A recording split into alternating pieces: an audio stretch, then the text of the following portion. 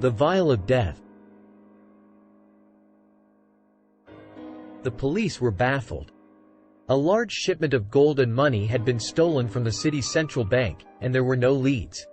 The only clue was a single biomedical vial that had been left at the scene of the crime.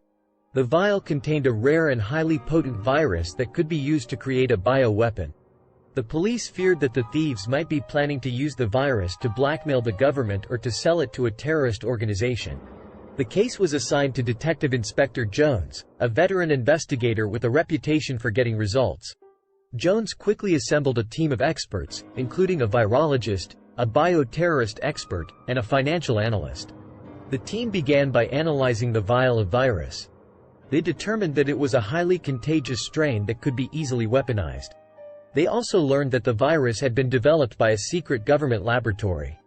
The team then turned their attention to the financial aspect of the case.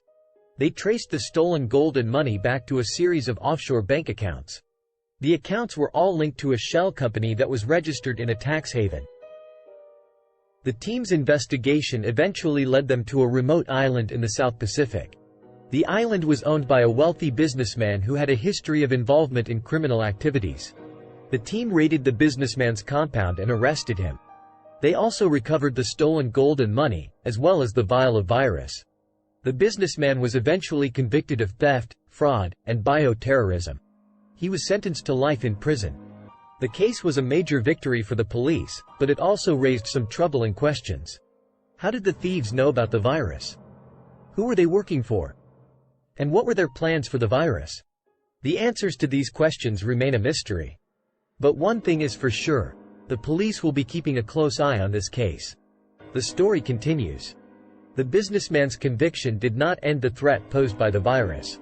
The vial of virus was still out there, and it could fall into the wrong hands. The police contacted the virologist who had analyzed the virus. She told them that the virus was very unstable and could easily mutate. If it mutated, it could become even more dangerous. The police decided to take the vial of virus to a secure facility where it could be studied further. They also warned the public about the dangers of the virus and urged them to be vigilant. The story ends with the police still investigating the case. They are determined to find out who stole the virus and what their plans were for it.